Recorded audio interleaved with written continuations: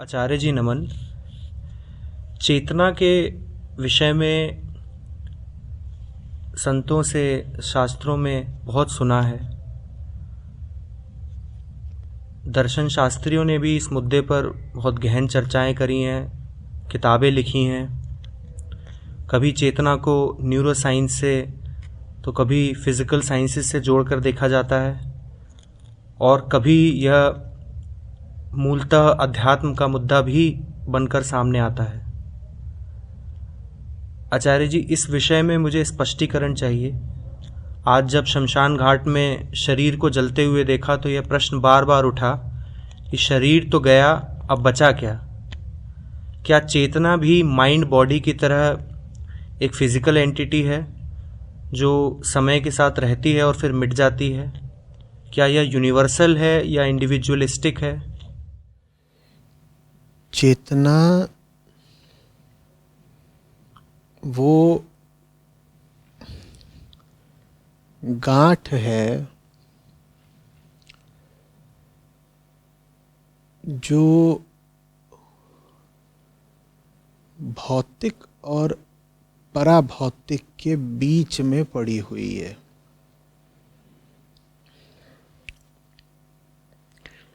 बड़ी विलक्षण, बड़ी अद्भुत और तर्क की दृष्टि से देखें तो बड़ी असंभव चीज है चेतना।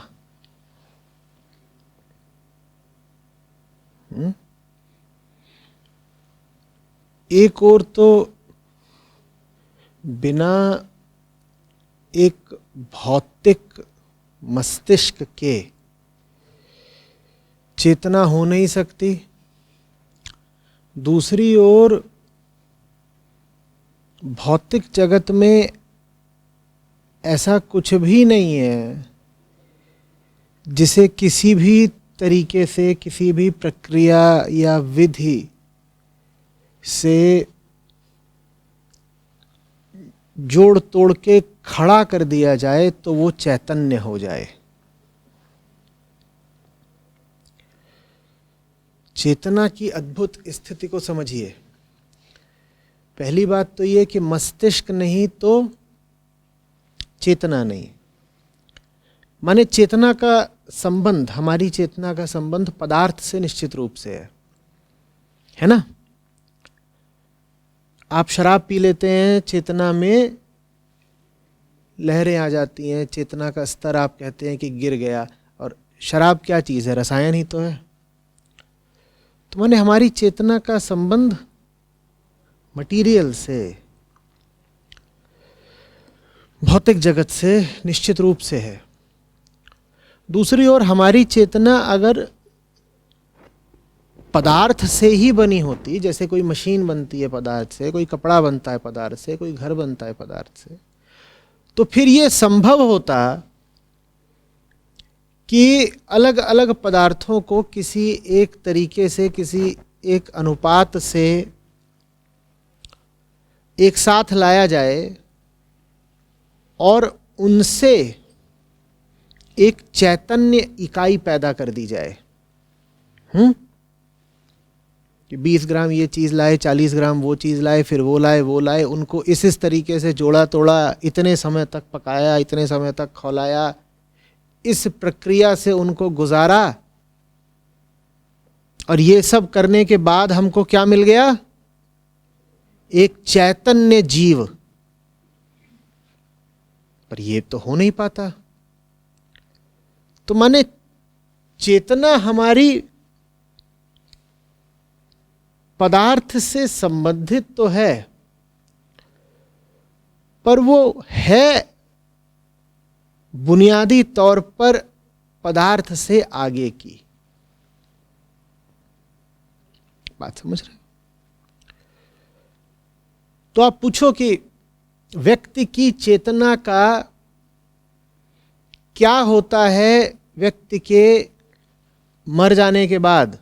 जैसे मणिकर्णिका में अभी आप देख के आए हैं, मुर्दे को राख होते, तो आप पूछें कि उसकी चेतना का क्या हुआ? नहीं बची।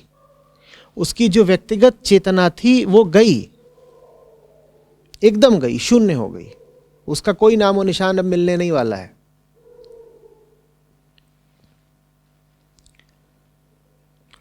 दूसरी ओर अगर आप ये कहें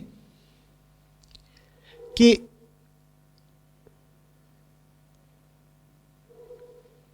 शरीर में जो चेतना है उसको आप संतुष्ट कर लेंगे किन्हीं शारीरिक चीज़ों से ही, किन्हीं भौतिक चीज़ों से ही, तो वो भी नहीं होता।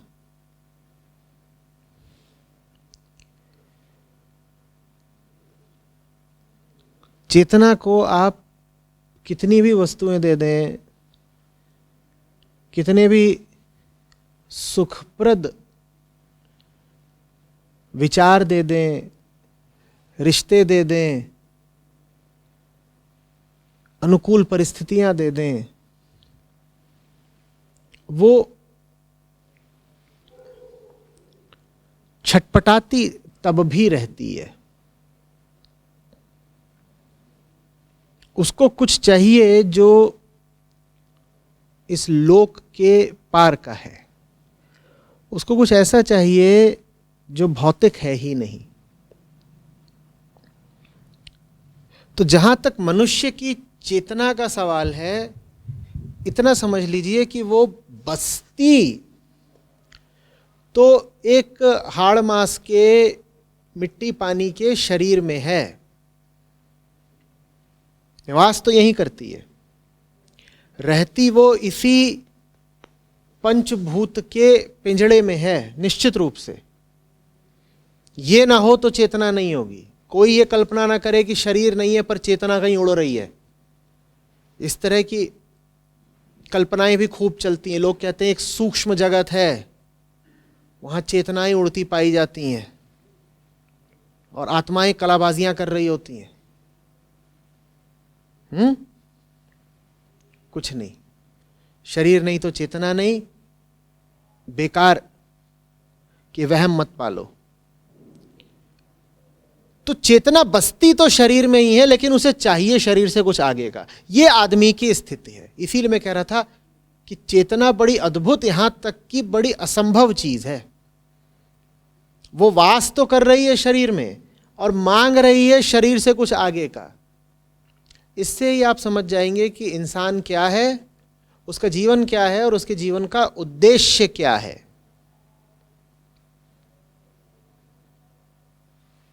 शरीर भर बचा रहे, चैतन्य ना हो, तो उसको आप इंसान भी बोलते हो क्या?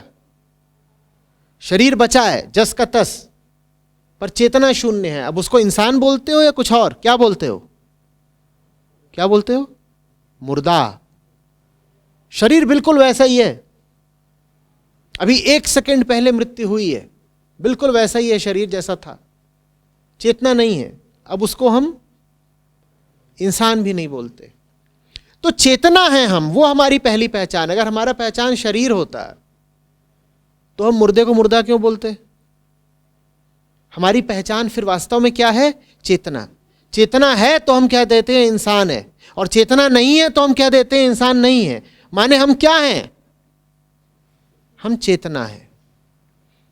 हम चेतना है और हमारी चेतना बसती तो इसी शरीर में ही है। इस शरीर को उसका घर भी बोल सकते हो, पिंजड़ा भी बोल सकते हो। इस शरीर को उसका महल भी बोल सकते हो और कैद खाना भी बोल सकते हो। जो भी बोल लो, लेकिन वो रहती तो यहीं पर है। रहती यहीं पर है, लेकिन जहां रहती है वहां से खुश नहीं है। वो बिल्कुल संतुष्ट नहीं है। अपनी संतुष्टि के लिए वो कुछ और मांगती है। वो जिसे मांगती है उसे जानने वालों ने अलग अलग नाम दिए हैं। किसी ने कह दिया शांति, किसी ने कह दिया मुक्ति, किसी ने कह दिया बोध, किसी ने कह दिया मोक्ष, किसी ने कह दिया राम, किसी ने कह दिया कृष्ण। बात समझ में आ रही है? लेकिन ये जितने भी नाम दिए गए, ये सब जगत के नाम नहीं थे। इनमें से कुछ भी ऐसा नहीं है जो दुनिया की कोई चीज है जो किसी जगह पर जाकर के हासिल हो जाएगी। बिल्कुल नहीं। ये सब कुछ और ही थे। तो अध्यात्म फिर 2 काम करता है। अध्यात्म का सारा काम चेतना को ही लेकर है।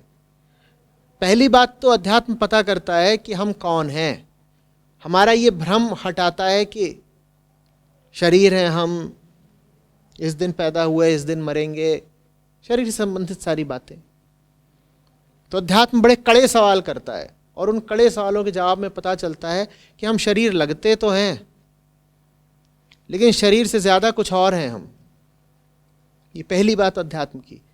और दूसरी बात अध्यात्म की, अगर चेतना है हम तो हमारी चेतना इतनी विकल क्यों है, इतनी तड़पती क्यों है? तो फिर जिसके लिए चेतना तड़पती है उसको पाया कैसे जाए, इसका अनुसंधान करता है अध्यात्म। तो अध्यात्म हमारी पहचान का अनुसंधान है और हमारी प्यास का समाधान है। अध्यात्म क्या है? हमारी पहचान का अनुसंधान और हमारी प्यास का समाधान। पहले पहचान का प्रश्न आता है, क्योंकि अगर यही नहीं पता कि आप हैं कौन तो फिर आपको चाहिए क्या, यह बात तो कभी स्पष्ट होने से रही। पहले पहचान पता हो फिर प्यास पता चल जाएगी। तो इसीलिए पहला सवाल होता है मैं कौन हूं, और फिर मैं कौन हूं के बाद आती है कि मेरा राम कहां है, मेरी मुक्ति कहां है, मेरा अंत कहां है, मेरा शिखर कहां है, मैं कहां लय होऊंगा, मेरा योग कहां है, मेरी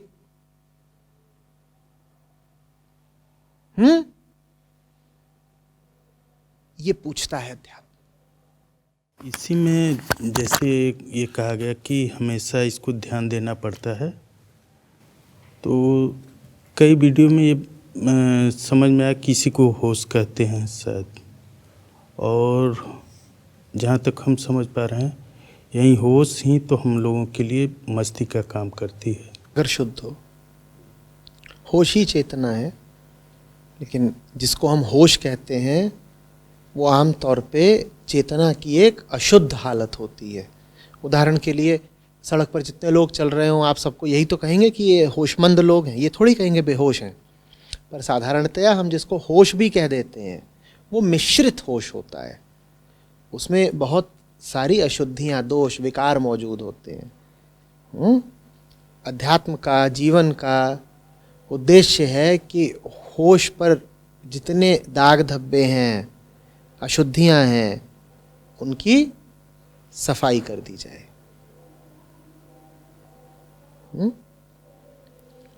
सिर्फ इसलिए कि कोई आदमी आंखें खोले हुए है, कान से सुन रहा है, पाँव से चल रहा है, व्यापार कर रहा है, बातचीत कर रहा है, ये नहीं मान लेना चाहिए कि वो होश में है। शारीरिक रूप से जिसको होश कहते हैं वो एक चीज होती है, और आध्यात्मिक रूप से जिसको होश कहा जाता है वो बिल्कुल दूसरी चीज होती है। आप हो सकता है कि बहुत बहके हुए आदमी हो, लेकिन आप किसी चिकित्सक के पास जाएं, वो आपके शरीर का, मस्तिष्क का परीक्षण करे और कहे कि ये आदमी बिल्कुल होश में है। चिकित्सा की दृष्टि से, शरीर की दृष्टि से हो सकता है आप होश में हों, लेकिन चेतना में जब तक डर और लालच ये सब बैठे हुए हैं तब तक आप आध्यात्मिक दृष्टि से होश में नहीं कहे जा सकते। अभी आप अर्ध जागृत हैं, और ये जो आधी जागृति होती है ये बड़ी कष्टप्रद होती है।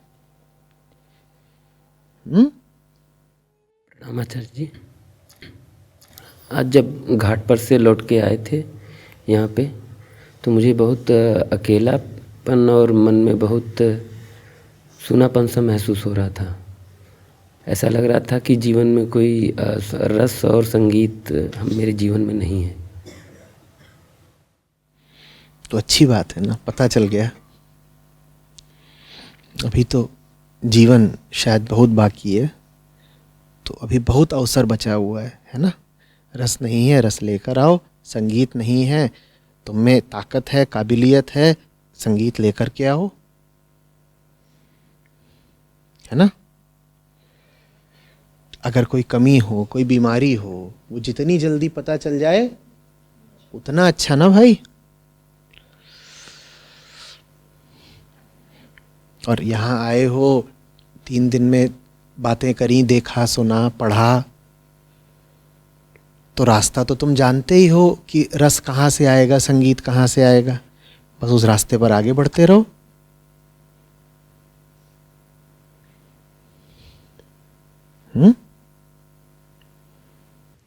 रास्ता पूरी तरह से क्लियर साफ नहीं है। जो इनको बोला था वही तुमको बोल रहा हूं। तुम्हें क्यों हो पूरी तरह से साफ? तुमने अभी रास्ता जानने के लिए कितनी ऊर्जा लगा दी, कितना श्रम, कितनी साधना कर दी। यूं ही बैठे बैठे रास्ता साफ हो जाएगा? थोड़ी मेहनत करो, थोड़ा आग में ईंधन डालो। समाधि के लिए समिधा डालनी पड़ती है।